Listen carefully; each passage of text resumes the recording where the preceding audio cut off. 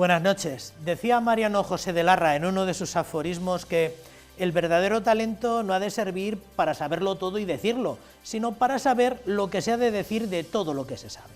En este espacio de información eclesial hacemos gala, y así se lo anticipamos todas las semanas, de no querer contarlo todo en todos sus términos, sino discernir qué es lo que tenemos que hacerles saber y el modo en que tenemos que hacerlo para que ustedes crezcan en amor a la Iglesia y en adhesión libre a la vida del Evangelio.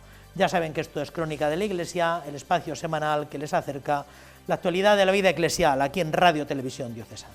Pasen y siéntense que comenzamos.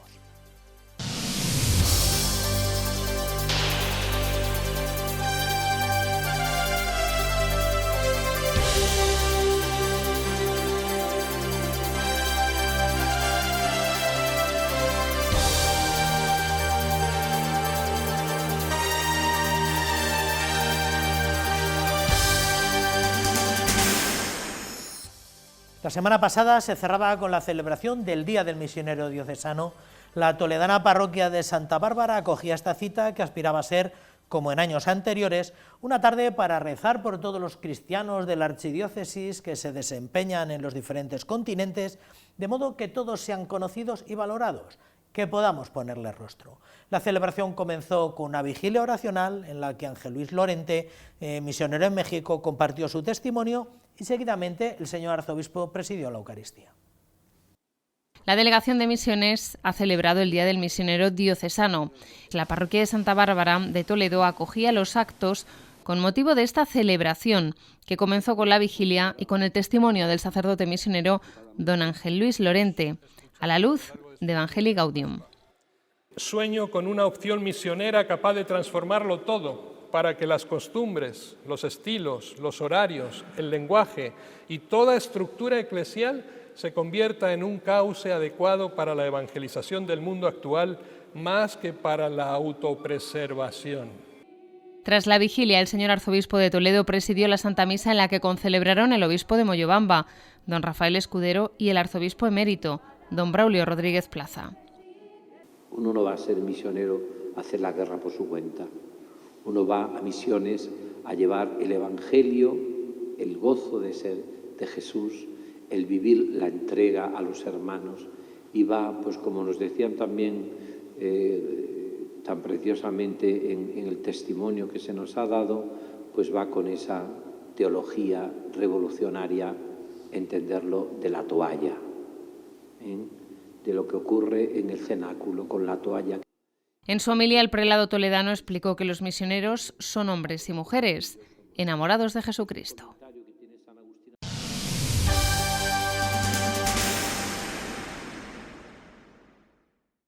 En torno a 500 personas procedentes de distintos puntos y realidades de la caridad en la archidiócesis, una quincena de sacerdotes, 2 vicarios episcopales y un provicario general participaron en Illescas del Jubileo de la Caridad, que estuvo presidido en la celebración jubilar por el provicario general don José Fernando González Espuela y que contó con una ponencia sobre la misericordia y la caridad en un año jubilar, a cargo del presidente de Cáritas de Castilla y León. Un empujón para ser caritativos desde la unidad y el compromiso con las diferentes realidades. El Santuario de la Virgen de la Caridad en Illescas acogía este sábado el Jubileo de la Caridad. Aquí, tras la celebración de un acto penitencial donde se expuso al Santísimo, se celebró la Santa Misa Jubilar que presidió el provicario general y vicario del área de Pastoral Social, don Fernando González Espuela. Todos somos necesitados porque todos somos pobres y al mismo tiempo todos somos ricos. Tenemos ambas realidades. Somos pobres porque tenemos que acudir a Dios y tenemos que acudir a la Virgen porque somos limitados, porque no todo lo podemos alcanzar de la manera que nos gustaría alcanzarlo, porque hay cosas que superan al ser humano y necesitamos acudir a aquel que lo puede todo. Ante voluntarios, trabajadores y agentes del área de caridad, en su homilía explicó el sentido de este año de gracia, donde se nos invita, ante todo, a renovar la esperanza. Esa indulgencia que viene a recordarnos cuál es el plan de Dios para todos y cada uno de los seres humanos, y es salvarnos, es que seamos felices en esta vida porque tenemos a Dios y tenemos a María y tenemos a los hermanos, aunque también estén presentes las dificultades y las pruebas. Con motivo de la celebración de este jubileo, en este día también se celebró la bajada extraordinaria de la Virgen de la Caridad a su carroza, para que los peregrinos pudieran contemplarla de cerca. A primera hora de la mañana, este pabellón del Colegio Diocesano Virgen de la Caridad en Illescas servía de acogida a los participantes en este jubileo. Tras una breve oración, el presidente de Cáritas de Castilla y León ofrecía una ponencia sobre la misericordia y la caridad en un año jubilar. Cuando nosotros contamos historias de superación, historias de resiliencia de hombres y mujeres, estamos sembrando en el corazón de la gente, la semilla de esperanza y de posibilidad. Y todo cambia. Tras su intervención, los voluntarios peregrinaron rezando el rosario hasta el santuario de la Virgen de la Caridad, donde al llegar celebraron un acto penitencial antes de la misa jubilar.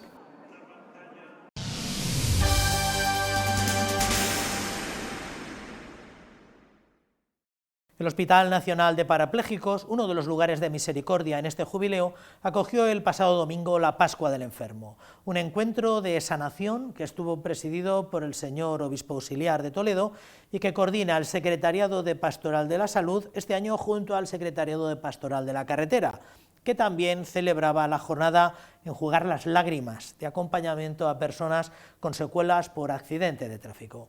Don César abundó en la dignidad inviolable de cada persona en cualquiera de las circunstancias en las que se encuentre. Este domingo, en el que la Iglesia ha celebrado la Pascua del Enfermo, unas 100 personas acudieron al Hospital Nacional de Parapléjicos, donde participaron del jubileo de los enfermos. Enfermos hospitalarios y profesionales de la salud acudieron a este encuentro que estuvo presidido por el obispo auxiliar, don Francisco César García Magán. Hoy Jesús esta tarde también se acerca a vosotros. Y aunque no os diga, levántate y anda desde vuestras sillas, si os dice levántate y anda desde para vuestros corazones, para que sigáis con ánimo, esperanza, con seguridad, caminando en vuestra existencia. Porque vuestra existencia y vuestra dignidad de personas está intocable, es intocable para cada uno de nosotros. El encuentro comenzó a las 5 de la tarde con la acogida de los enfermos y el acto penitencial. En su homilía, el obispo auxiliar explicó que para poder amar a Jesús no basta con conocer su palabra, sino que se necesita de un encuentro personal. La novedad de Jesús es la que nos salva, la novedad de Jesús es la que nos cura, la novedad de Jesús es la que nos da el gran regalo que nos da Jesús resucitado, es ser hijos del Padre, hijos de Dios. La delegación de Pastoral de la Carretera participó también en este encuentro, al que se unieron con motivo de la jornada Enjugar las lágrimas.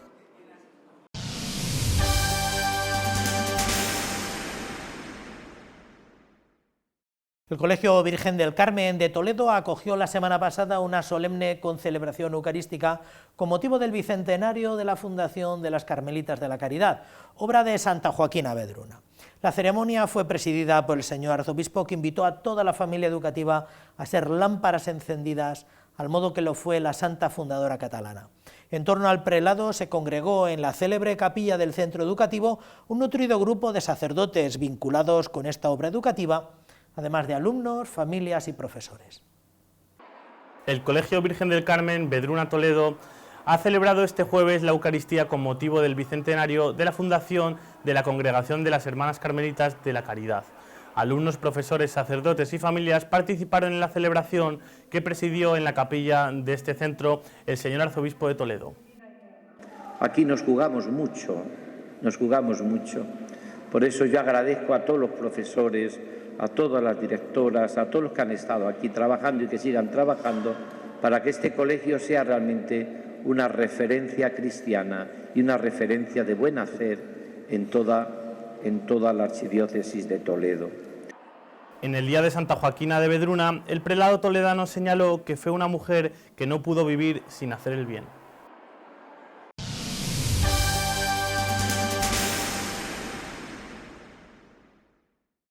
Sus Majestades los Reyes, don Felipe y doña Leticia, han realizado esta misma semana una visita muy especial a Guadalupe, después de más de 2 décadas de ausencia. Los monarcas mantuvieron un encuentro con la corporación municipal y posteriormente han visitado el monasterio de Santa María de Guadalupe. Allí les recibió el señor arzobispo primado, además del arzobispo de Mérida-Badajoz y del padre guardián del santuario. Los reyes emplazaron su regreso para 2028, el centenario de la Virgen de Guadalupe como Reina de las Españas. Los reyes de España han visitado este miércoles Guadalupe. A las puertas de la Basílica han sido recibidos por el señor arzobispo de Toledo, don Francisco Cerro Chávez, el arzobispo de Mérida-Badajoz, monseñor José Rodríguez Carballo, y por el padre guardián del monasterio. La visita de los reyes se enmarca dentro de los actos con ocasión de la celebración de la llegada al trono de Felipe VI.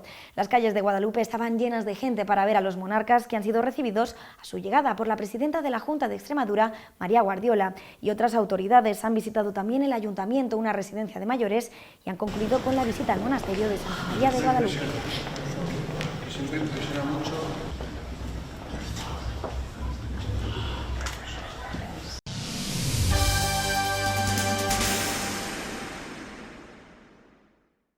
Dentro de su compromiso con la transparencia y el buen gobierno, el Arzobispado de Toledo pone a disposición de los fieles y de toda la ciudadanía, desde hace ya algunos años, información actualizada sobre su actividad y su funcionamiento.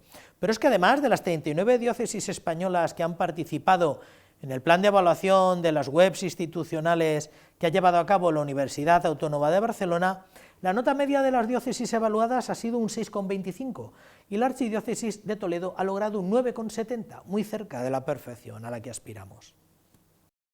En 2014, la Conferencia Episcopal Española puso en marcha su plan de transparencia, una ocasión excepcional para rendir cuentas, seguir avanzando en la mejora y atender nuevas demandas. Tras la creación de la oficina en 2016 vinieron las diferentes comisiones creadas en todas las diócesis españolas con el mismo objetivo. El trabajo que se ha venido realizando ha dado sus frutos, particularmente en Toledo, pero es común a todas las diócesis. Caminamos acertadamente hacia el fin último, que es pues mostrar lo que somos pues a todos, ¿no? A los feligreses, a los que no se acercan a la Iglesia, pero a tantas personas que pues de una u otra forma pues quieren saber, ¿no? Y se preguntan qué es la Iglesia, qué es lo que hace, cómo lo hace, con quién, ¿no? Lo hace, qué personas trabajan, qué personas se benefician, ¿no? de su labor, ¿no?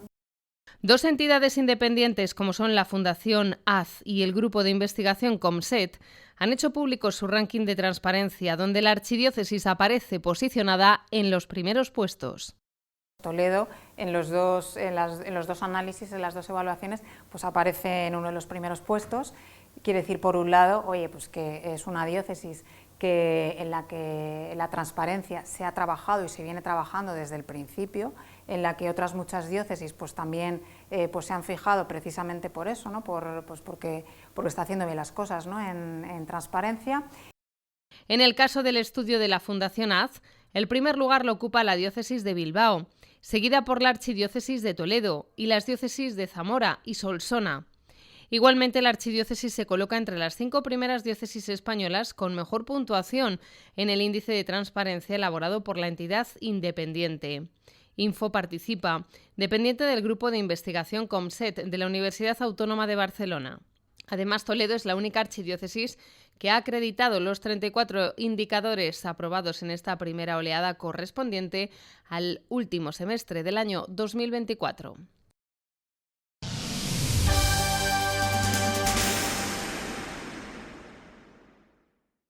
Esta primavera está siendo muy generosa con la visita de sacerdotes de nuestro presbiterio que se desempeñan en distintos lugares del mundo.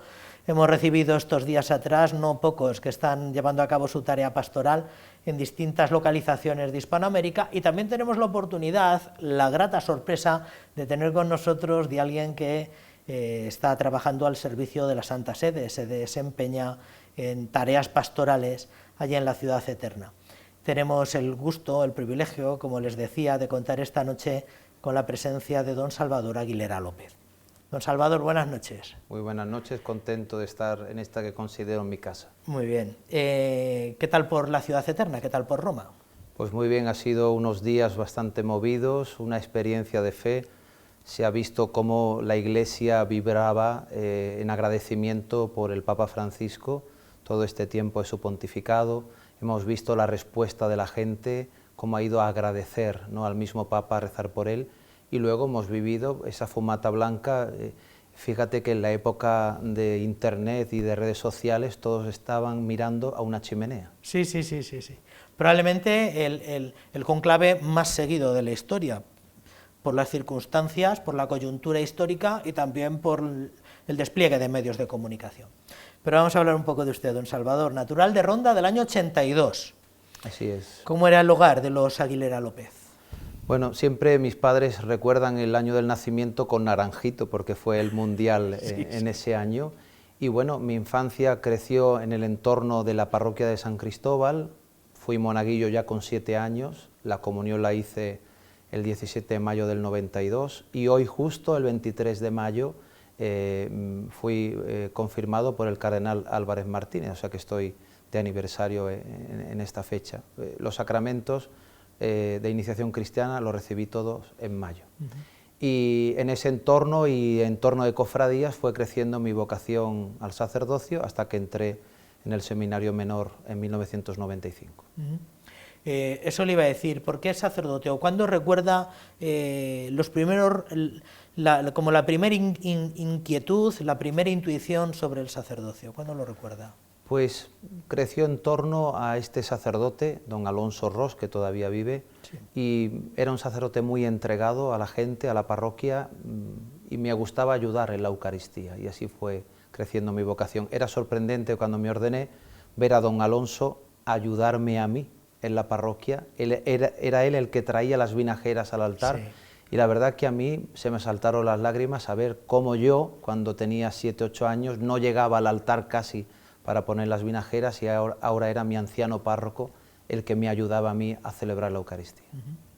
¿Por qué el seminario de Toledo? ¿Cómo alguien de Ronda? Es verdad que a veces no es raro, ni siquiera en esta generación, ni en generaciones anteriores, malagueños aquí en el presbiterio diocesano. ¿Por qué el seminario de Toledo? No solo malagueños, sino en concreto rondeños. Aquí hemos tenido unos cuantos de Ronda, algunos, como es mi caso, estamos todavía incardinados en la diócesis, otros están sirviendo a la Iglesia en otros lugares como es Málaga o Córdoba. Incluso hay uno que es castrense, que está siempre en barcos para acá y para allá, Marco Antonio. Marco Antonio. Y bueno, yo creo que es la llamada o el reclamo de nuestro cardenal Marcelo, cuando escribió esa carta pastoral, Un seminario nuevo y libre, que pues fue una llamada a una fidelidad a la Iglesia, y por eso acudimos a la llamada de nuestro cardenal. Ordenado en el año 2007, ¿verdad? ¿Por mano de quién? ¿Qué día? Pues fue el 8 de julio y fue el cardenal Antonio Cañizares. Fíjate que me ordenó aquí. Cuando llegué a Roma, enviado por don Braulio a estudiar liturgia oriental, me encontré como prefecto del dicasterio al cardenal Cañizares y como subsecretario al que fue mi rector en el seminario, don Juan Miguel Ferrer. ¿Cante de misa dónde fue? En Ronda, Santa María la Mayor. En su parroquia. ¿De qué curso es, para que le pongamos cara a su condiscípulo? Pues 2007 fue la ordenación. Pasamos de Toledo, nos fuimos desde la ordenación, nos fuimos hasta Yepes, Juan Luis, Ocaña, Francisco José Delgado. De ahí fuimos a Madridejos, Pedro Serrano. De ahí nos fuimos a Guadix, Manuel Ruz. Caramba. Después Ronda, un servidor, y el último cantemisa fue en Marbella, Germán. Anda. Muy bien. ¿Tareas pastorales? ¿Algún desempeño pastoral aquí en la diócesis de Toledo? Pues don Antonio me envió de 2007 a 2009 a la parroquia de la Asunción de Seseña. Y ese año enseñé en el instituto, religión católica, y el primer año, como siempre he tenido esa inquietud por los idiomas, me inscribí en Valdemoro a alemán. En el seminario habíamos hecho inglés y francés. Me faltaba un poquito, además teniendo un papa alemán en aquella época, pues lo vi como algo providente. Y al año siguiente empecé liturgia en Madrid. Quería un poco profundizar las raíces de nuestro rito hispano-mozárabe, y al tercer año empecé un poco de patrología, ritos orientales, para ver esa raíz, ¿no?, de nuestro rito, porque San Isidoro en los oficios eclesiásticos dice hacemos como hacen los griegos, hacemos como hacen los orientales. Entonces quería ver cuáles eran las raíces orientales de nuestra liturgia. ¿Por qué rama del conocimiento sintió más atracción? ¿Por la liturgia? ¿Qué fue lo primero que le llamó la atención? Hay gente que se siente más llamada a la formación moral o a la teología. ¿Por qué? Lo primero, yo creo que ya mi inquietud venía desde la época de monaguillo, porque yo quería saber el porqué. Oye, ¿por qué agua, vino? ¿Por qué el morado? ¿Por qué el verde? Luego descubrí, por ejemplo, que depositar agua en el cáliz, una gota de agua en el vino, es una confesión de fe que viene del Concilio de Calcedonia, que es el agua unida al vino, sean signo de la unión de Cristo con nosotros, ¿no? O sea, la divinidad es el vino, la gota de agua es la humanidad, pero cuando se unen es como la naturaleza humana y divina en Cristo, que se unen sin mutación, sin confusión, sin división, y Él asume nuestra naturaleza y nos eleva. Entonces, yo desde que estudiaba esas cosas, leía libros, yo decía, yo esto que estoy recibiendo lo tengo que compartir con la gente. Y la homilía siempre intentaba una parte el Evangelio del día y una segunda parte algo de la misa. Y estando en Casarubios del Monte, intenté en esos 2 años y medio ir dando pequeñas píldoras litúrgicas en cada celebración. Hace tesis dirigida por don José Rico, ¿mantiene alguna relación con el obispo de Jerez o sabe algo de él? O...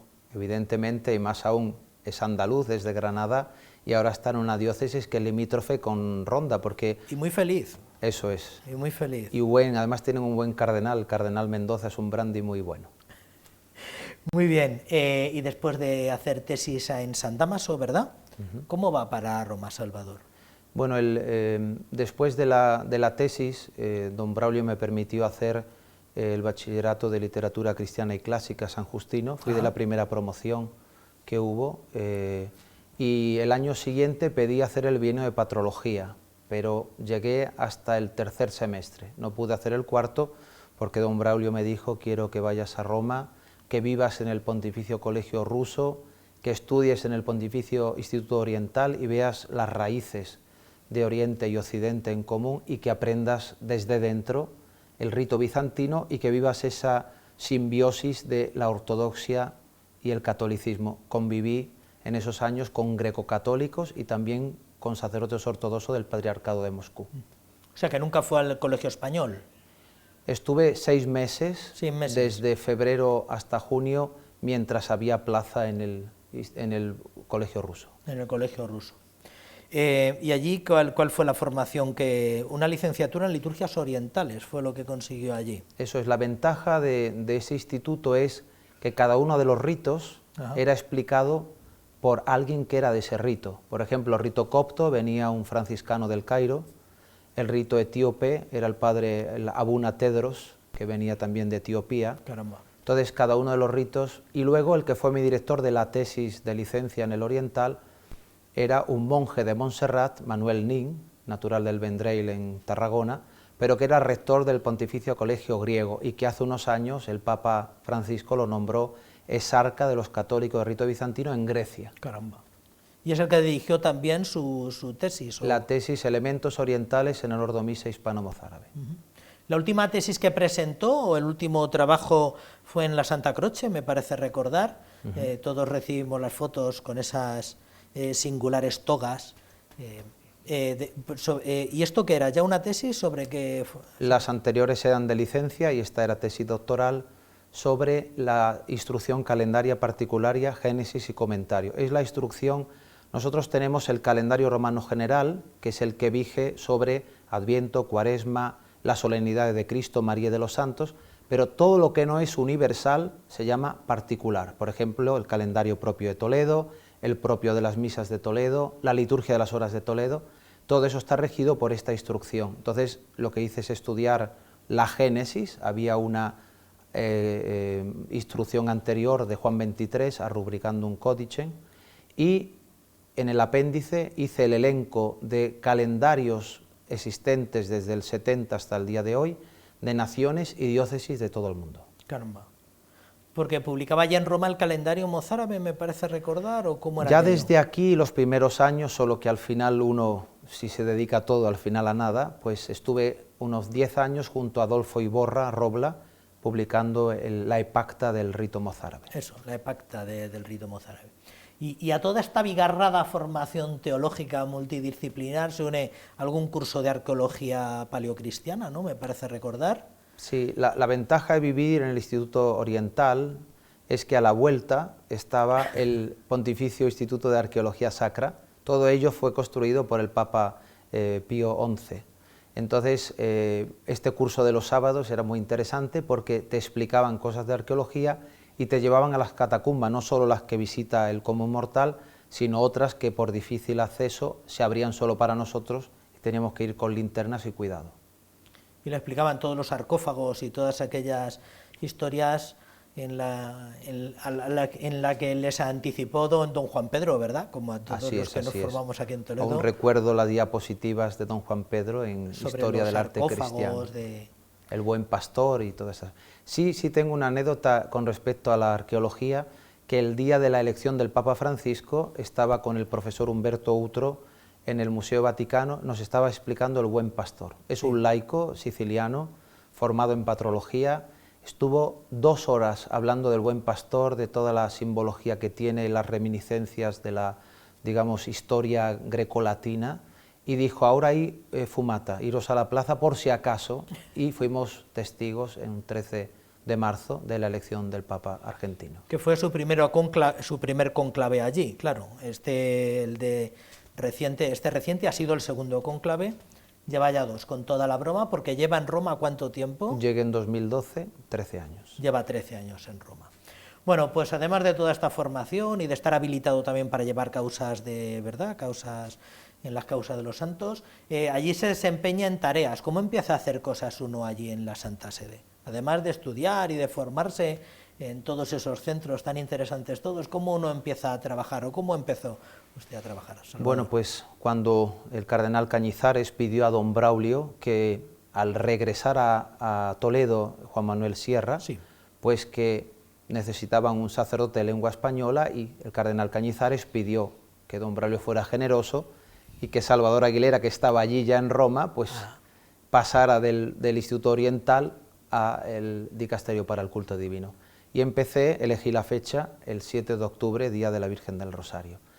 La verdad que al inicio es un mundo, es una cosa inmensa. La verdad que me ayudó mucho Juan Manuel, porque aunque ya estaba aquí en Toledo, pero me iba dirigiendo, me iba a través del teléfono y de todo el material que me había dejado en el dicasterio. Juan Manuel es muy metódico, muy práctico, entonces yo iba ante una temática, cogía una cosa que él ya había hecho y pues intentaba un poco imitar incluso su estilo. Y bueno, lo bueno de estar en el dicasterio es que uno abre la perspectiva católica, que significa universal, y conoces, recuerdo un día que vino un sacerdote de Papeete, y yo dije, ¿pero eso dónde está? Y me dijo, en la Polinesia Francesa.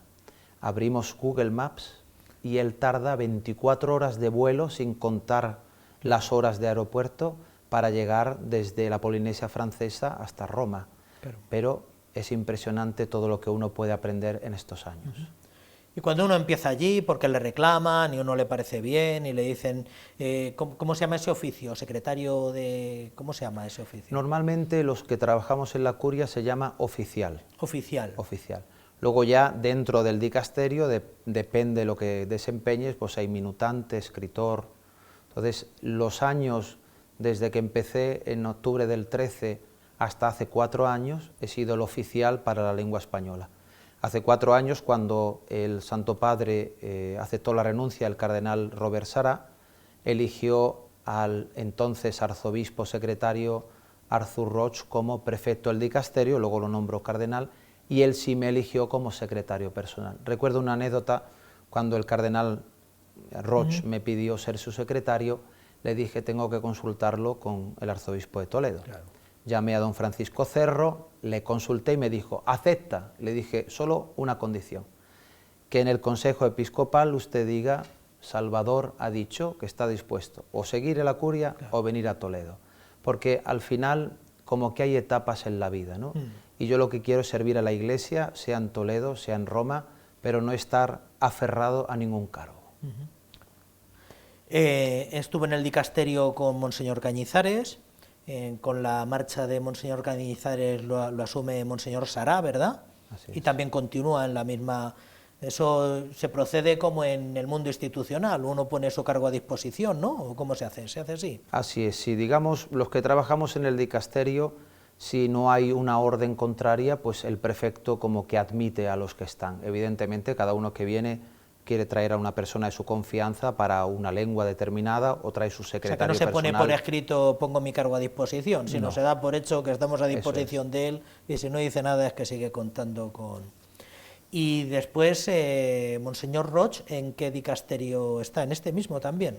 Él llegó en 2012, nombrado por el Papa Benedicto, directamente desde Inglaterra, era obispo de Leeds, tuvo ante el cargo de secretario de la Conferencia Episcopal y llegó al dicasterio como secretario porque había trabajado con las conferencias de lengua inglesa unidas que habían hecho un misal, lo que no hemos logrado para la lengua española, que hemos hecho varios misales con la misma lengua, que quizás se podía haber llegado a un acuerdo.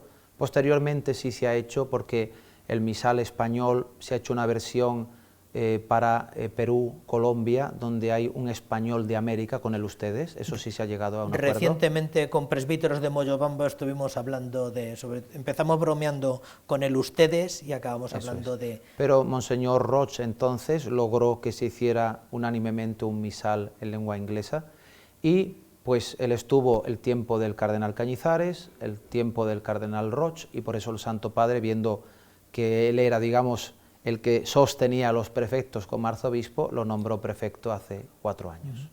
Es secretario personal de Monseñor Roig, lo cual es un trabajo como un poco más vinculado a una persona, ¿no? No es algo más de yo ejerzo aquí unas tareas o unas funciones, sino requiere un trabajo más personal. Y requiere también un poco de la reclamación de Monseñor Roig, que dijo... Pero fíjate, en estos años he tenido muchísimas vivencias por ejemplo, al Papa Benedicto he tenido ocasión de verlo como emérito, al menos que recuerde ahora de memoria, unas 7 veces. La primera fue al llevarle el libro que se hizo en Toledo sobre el Tratado de la Perpetua Virginidad de María, cuya edición curó don Jaime Colomina. Y don Braulio hizo una versión más bonita, encuadernada y tal, para darle al Papa Benedicto, y renunció y me dijo, oye, si en alguna ocasión puede, se lo entrega. Y fue un 3 de marzo, cuando yo le entregué el libro al Papa Benedicto, y era el día de mi cumpleaños. Le dije, Santo Padre, es un gran regalo, este cumpleaños nunca lo olvidaré. Vi cómo mimaba esa edición de la Perpetua Virginidad de San Ildefonso, y me preguntó, ¿usted celebra el rito mozárabe? Sí, Santo Padre. ¿Me puede decir algunas características del rito? Yo temblé más que cuando el examen de bachillerato o el examen de filosofía con el padre Iturrioz. Porque delante de este gran pontífice, pues le dije, mire, pues el rito mozárabe, 3 cosas quiero destacar. La primera, que se reza el credo cada día, el niceno constantinopolitano, hablando del homoousios do patri. El segundo, la fracción del pan, con esa conmemoración de los momentos de la vida de Cristo, hablando de corporatio y no incarnatio, para evitar pues, esas, digamos, analogías con el arrianismo. Y en tercer lugar, la bendición antes de la comunión, porque no hay mayor bendición que recibir el cuerpo de Cristo. Pasé el examen. Muy bien. Y últimamente, de este mismo invierno, ¿no? Con una serie de nombramientos que vinieron de la Santa Sede, teníamos noticia de que era nombrado consultor para el dicasterio de las Iglesias Orientales. Fue una sorpresa y es un nombramiento pontificio. Para mí es un gran honor. No lo siento solo como para mí, porque evidentemente quien confió en mí en su momento y me envió a estudiar, don Braulio Pereira, Archidiócesis Primada de Toledo, en el fondo es un reconocimiento a la archidiócesis, ¿no? por esta trayectoria que he tenido en estos años, y la verdad que las llamadas de teléfono de parte de nuestro arzobispo, don Francisco, del obispo auxiliar, don Francisco César, pero también de compañeros de mi época del colegio, sobre todo ortodoxos, que me decían, el Papa ha nombrado a uno que nos conoce y nos quiere. Y ya un consultor es alguien que se le presentan informes, los revisa y da el visto bueno al final. Es básicamente un poco ya bueno, dentro de ese escalafón de tareas, pues hay alguien que tiene que redactarlos, ¿verdad? Que me imagino que ha pasado mucho tiempo redactando distintas documentaciones y ahora básicamente un consultor es el que recibe documentaciones, le da el visto bueno y me imagino que dará razón un poco del porqué o del porqué no de su valoración. Lo bueno del consultor es que no siempre trabaja porque no siempre es consultado. Entonces, hay consultores consultados y otros que no son consultados. Uno está disponible para que le consulten, ¿verdad? Eso es. Y si no le consultan, pues nada. Bueno, ¿qué tal por la Santa Sede? ¿Cómo se vive por allí? ¿Qué nos diría de todo aquello? Clima húmedo, en fin, ¿qué nos comentaría de la Santa Sede, don Salvador? Bueno, pues han sido unos días muy llenos de Dios, se ha visto que la iglesia está viva, era impresionante las filas de gente en esos días de la muerte del Papa Francisco. Yo estaba en Ronda porque el lunes y martes de Pascua son festivos en el Vaticano y el miércoles era festivo porque al llamarse el Papa Jorge Mario, el día de San Jorge, 23 de abril, era también festivo. O sea, ese día tuvimos la gracia de tener 3 días seguidos. Llamábamos a mucha gente y estaban casi todos de días de descanso, sí, es cierto. Eso es.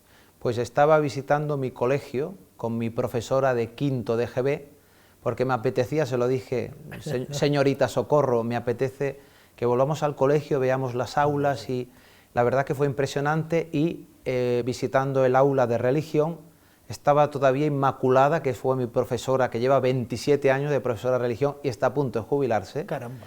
Y dijo, oye, para mí es un orgullo porque es como si al profesor de matemáticas su alumno llega a Cambridge. Sí, sí, pues sí. Mi alumno de religión está en el Vaticano. No. Y en esa aula tuve ocasión de, con los niños de religión, orar por el Papa Francisco, que en poquísimas horas se había anunciado su muerte.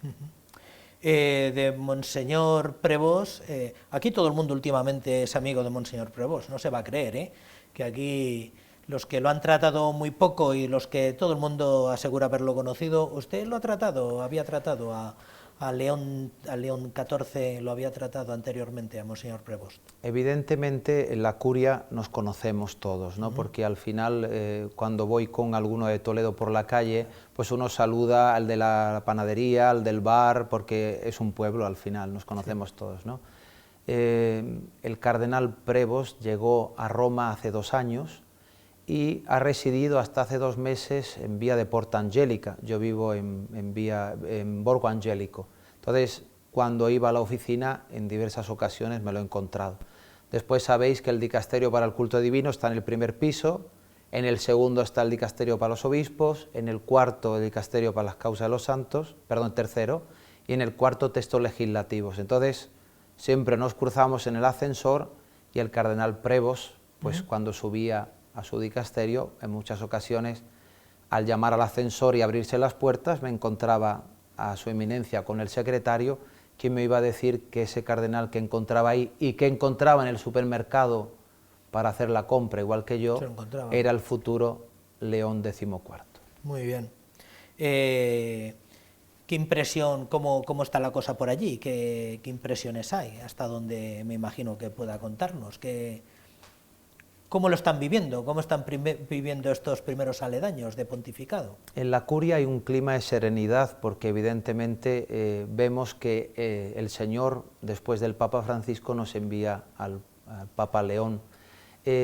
No queremos hacer como división entre un pontífice y otro porque al final la Iglesia es unidad, es comunión y después de grandes papas como Juan Pablo II, Benedicto XVI y Francisco, en este momento Dios ha querido llamar a uno también, digamos, de lejos, que es el Papa Prevós. Para mí ha sido llamativo porque cuando la prensa hacía quinielas era de los que no estaban en primera fila. La noche antes del cónclave, en una cena, me preguntaban 2 nombres que no estuvieran en las quinielas y yo dije, pues los 2 nombres que me vienen a la mente son el cardenal Lacroix de Canadá y el cardenal Prevós. Bueno, aquí ya se empezaban a manejar, pero vamos, esto nos metería en otra conversación larguísima. Marsella, se hablaba ya aquí de una especie de segunda fila de segunda fila de candidatos muy notable, y sí que aparecía ahí, pero bueno, eso sería una conversación más larga y probablemente en otro contexto. Viene poco por España, don Salvador, o viene mucho, pero para muchas cosas, porque tiene 2 causas por ahí abiertas, me parece recordar, ¿verdad? Una en La Gomera y otra en su Málaga natal, me da la impresión. Viene para algunas misas mozárabes también, o sea que viene... No se ha perdido el contacto con España y luego la gente, no sé por qué le cuesta tanto trabajo viajar, porque hoy en día el aeropuerto es como ir a la estación de autobús, es decir, al fin y al cabo, es verdad que controles y tal, pero al final uno se acostumbra, intenta ir como indica la vida, con el menos peso posible, y también son viajes en contexto de evangelización o apostolado. La causa del padre Torres Padilla, fundador de las Hermanas de la Cruz junto a Santa Ángela, pues ha sido... En estos últimos 5 años, cuando he trabajado en ella, empezó en Sevilla la fase diocesana y el arzobispo de Sevilla me nombró postulador en fase romana. Fue declarado venerable hace poco tiempo y fue beatificado en Sevilla en noviembre. Por eso, unos días después, me fui hasta la isla de Tenerife. Las Hermanas de la Cruz tienen una casa en La Orotava, tuvimos una misa de acción de gracias. Luego salté a La Palma, donde tienen otra casa las hermanas, y una tercera misa de acción de gracias fue en La Gomera, en la parroquia de San Sebastián, donde el padre Torres nació y fue bautizado. De Málaga es la causa del médico Gálvez Ginachero. Sí. Es interesante para mí que es un laico, pero es una persona muy completa. Era ginecólogo, creó la primera escuela de matronas en Málaga, fue el fundador de la clínica María Cristina en Madrid, lo llamó la reina de España para crear esa clínica. Y luego era, aparte de alcalde de la ciudad, presidente de la adoración nocturna. Y en esa época el obispo era San Manuel González, un obispo santo, un alcalde santo. Yo a partir de la noticia de su postulación sí que leí un poco de este, bueno, como Moscati, o poco más o menos, ¿no? Un médico muy ejemplar, con virtudes muy ejemplares. Bueno, don Salvador, si vamos por allí preguntamos por usted, o como cuando vayamos por Roma le llamamos y usted nos... La última vez, yo siempre lo digo, don Salvador, que cuando estuvimos para un jubileo sacerdotal, pues usted nos recibió allí, me parece que en Chiampino, me parece recordar, y nos acompañó a la salida, nos enseñó las Scavi en la medida que pudo colarnos, los jardines vaticanos, estuvo por allí un poco echándonos una mano. De verdad que éramos un séquito ahí un poco... de presbíteros de la archidiócesis, pero si vamos por allí y preguntamos por usted y nos echa una mano, ¿o qué? En Plaza de Pío XII, número 10, allí me puede encontrar, y lo tengo como un apostolado, el que cuando vienen los católicos y no católicos a Roma, que se sientan arropados. A veces hay un mensaje directo de evangelización, y a veces hay gente que por sentirse querida y acompañada, luego me llaman y me dicen, ¿sabes que llevo tiempo sin confesarme? ¿Podrías confesarme? ¿Sabes que no nos hemos casado? ¿Querría venir tú a celebrar nuestro matrimonio? Nuestro hijo está sin bautizar. Si tú vienes, lo bautizamos. O sea que a veces la evangelización se hace por la palabra, pero otras veces se hace por el cariño y el afecto demostrado cuando vienen a Roma. Pues nos viene muy bien eso como reflexión final, para todos los que a veces tenemos la falsa sospecha de que son hay unos fríos burócratas que están allí en la Santa Sede. Muchísimas gracias, don Salvador. Nada, muchas gracias y Dios os bendiga.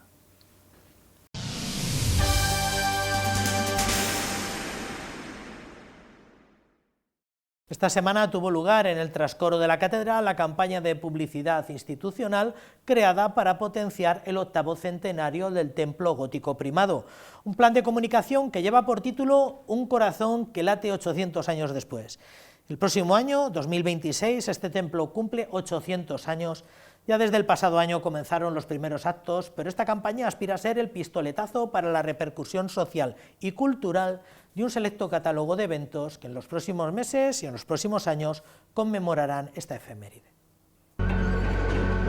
A un amanecer de distancia late un gran corazón con 800... Con este spot y el lema Ven y siente el latido del corazón de Toledo, la catedral invita a celebrar los 800 años que la Catedral Primada cumple el próximo año. En un mundo donde reina la cultura de la inmediatez, la Catedral Primada ofrece permanencia, una permanencia de siglos. Por eso es importante valorar lo que se ha conseguido alrededor del Templo Primado durante los años que se ha mantenido firme, un lugar que pretende ser símbolo de peregrinación, acogida, solidaridad y diálogo cultural y religioso durante su año jubilar.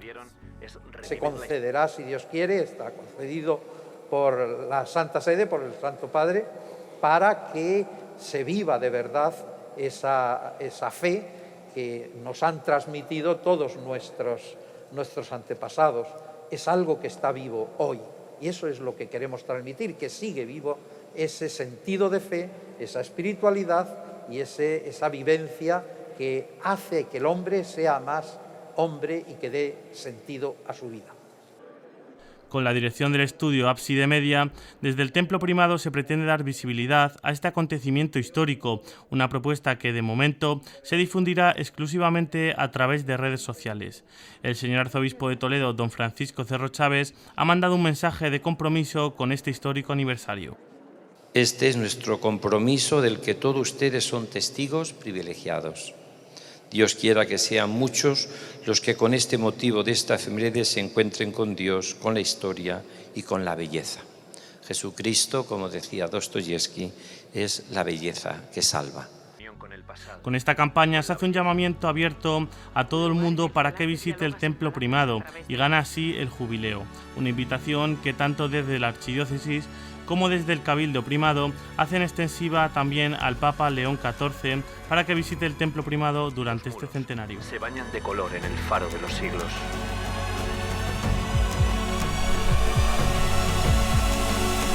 Ven y siente el latido del corazón de Toledo.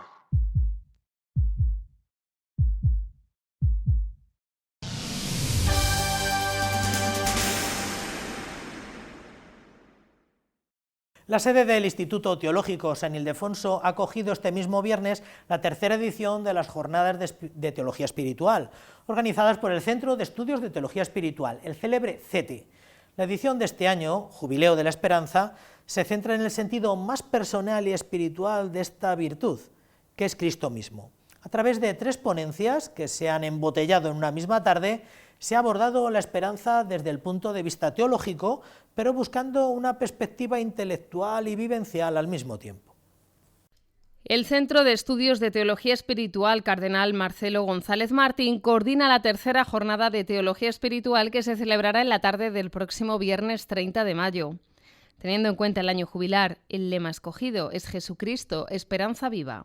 Creemos necesario desde el CETE profundizar en el sentido espiritual, en esa relación del alma con Jesucristo, que es la roca, que es el fundamento precisamente de nuestra esperanza.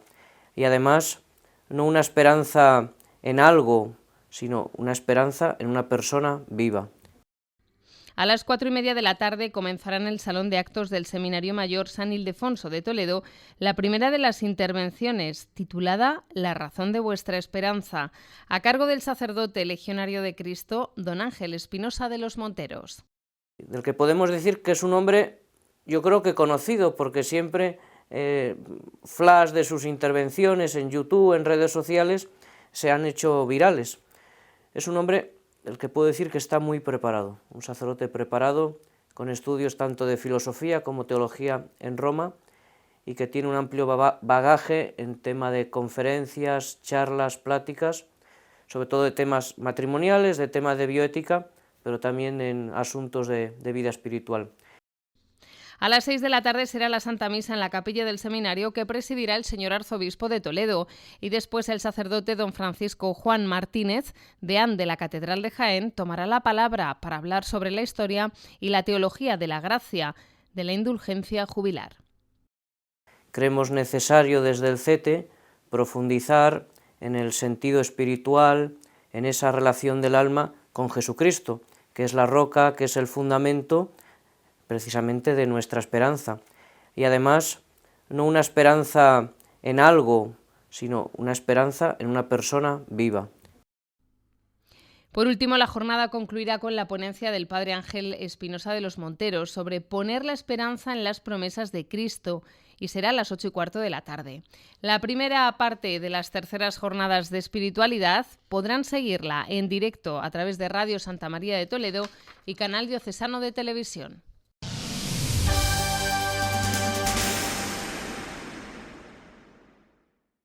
Talavera de la Reina será el escenario este sábado 31 de mayo de la jornada de fin de curso pastoral de la Archidiócesis, motivo por el que se celebra una jornada mariana en el contexto del Jubileo de la Esperanza.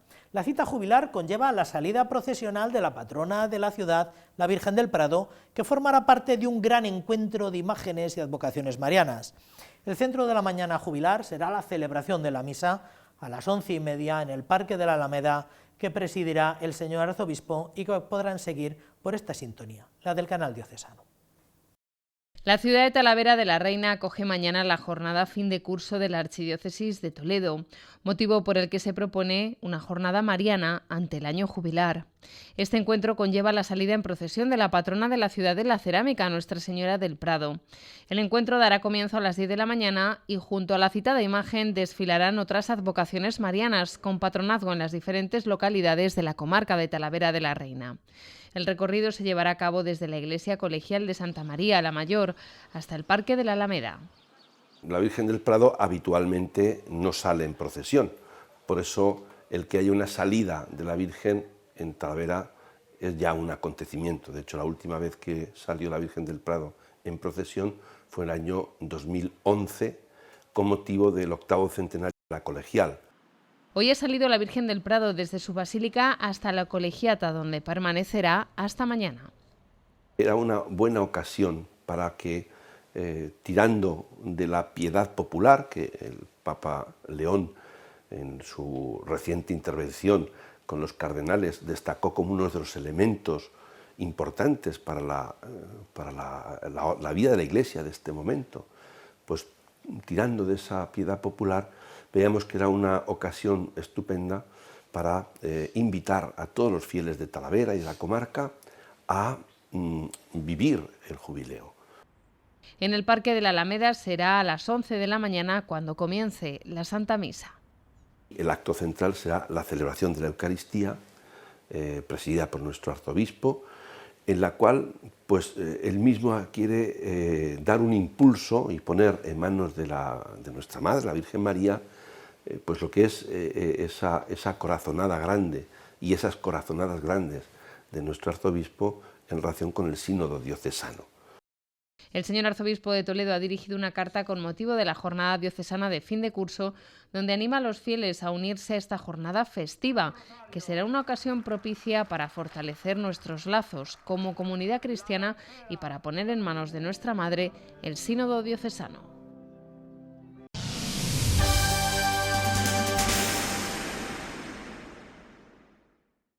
Los alumnos del Colegio Virgen del Carmen celebran además el 10º aniversario de su escuela de música con diferentes actividades y muchas ganas de seguir aprendiendo. Se trata, muy en la línea de otras muchas instituciones educativas, de una escuela privada que se centra en la enseñanza de instrumentos tales como el violín, la guitarra, el piano y el canto, así como el lenguaje musical. Unos han elegido la guitarra, otros se decantan por el piano, pero lo más importante de todo es que comparten su pasión por la música y han venido a contarlo a esta casa.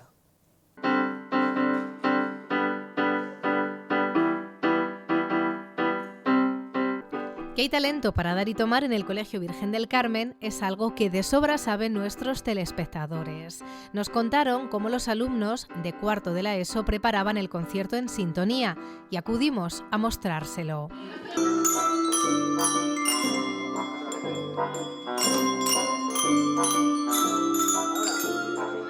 Porque la música se ha convertido para ellos en una forma de expresión que va más allá del aprendizaje. Será por ello que su escuela de música ha crecido en cantidad de alumnos y calidad a lo largo de estos últimos 10 años. Ahora que están de aniversario, han venido a contarlo a la radio. Cuando era chiquitita siempre tenía como instrumentos de juguete y Sí. mi madre me decía, ¿pero quieres aprender a tocarlo de verdad? Yo decía, no, que me da mucha vergüenza. Y después cuando ya entré en primaria, empecé a tocar la guitarra, Sí, el piano, perdón. el piano. Aprendí mucho y cambié a la guitarra. El año pasado cambié a la guitarra y pues es que me encanta música y es que me lo paso genial. Oye, porque muchos son aficionados a la música desde bien pequeños. Hay quien ha decidido seguir los pasos de algún familiar. A mí me gustaba mucho la guitarra porque, bueno, mi tío toca la guitarra. Sí. Entonces, a mí, yo desde pequeña ya sabía que quería tocar la guitarra y la elegí. Y la verdad es que estoy muy contenta todavía. ¿Sí? Sí. Es que me está haciendo aquí un apunte la profe, para que os pregunte. Yo empecé desde primero infantil con 3 años en la escuela de música y ya no podíamos tocar instrumento hasta segundo de primaria. ¿Sí? Y yo elegí el piano porque a mí me gustaba y porque ¿Sí? lo tocaba mi abuela. Anda. Entonces, yo de pequeña, después del colegio, siempre iba a casa de mi abuela a tocar el piano y tocábamos las dos juntas. Y quien disfruta de la música gracias a sus amigos.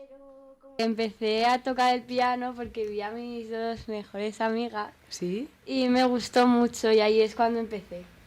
Y de esta forma han dejado de lado los nervios para venir a nuestros estudios de radio a compartir con los oyentes su experiencia. Son alumnos de primero de ESO y entre ellos hay incluso quien ha decidido dar el paso y matricularse en el conservatorio. Recuerdo empezar a tocar la guitarra porque vi a mi profesora de música tocar la guitarra. ¿Sí? Y entonces a mí me dieron ganas de empezar a tocar. Qué chulo, porque veías que ella lo hacía muy bien. Justo. Dijiste, yo quiero aprender así. ¿Y cómo vas ahí en el aprendizaje? A ver. Voy bien. ¿Sí? Llevo... Y mientras seguirán celebrando el 10º aniversario con un festival que tendrá lugar el miércoles 28 a partir de las 5:15 en el Salón de Actos del colegio, con la Semana del Amigo y otras muchas actividades. Que la música siga sonando.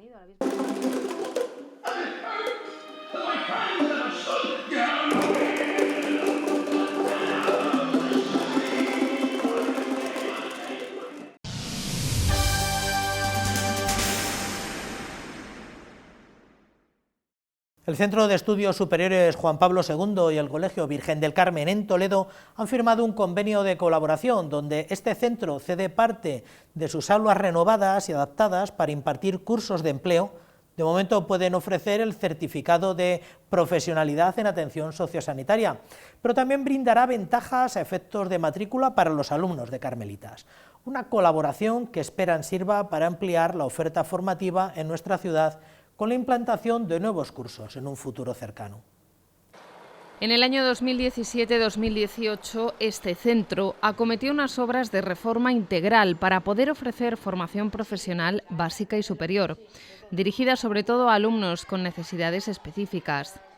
Y así comenzaron impartiendo varios cursos de formación.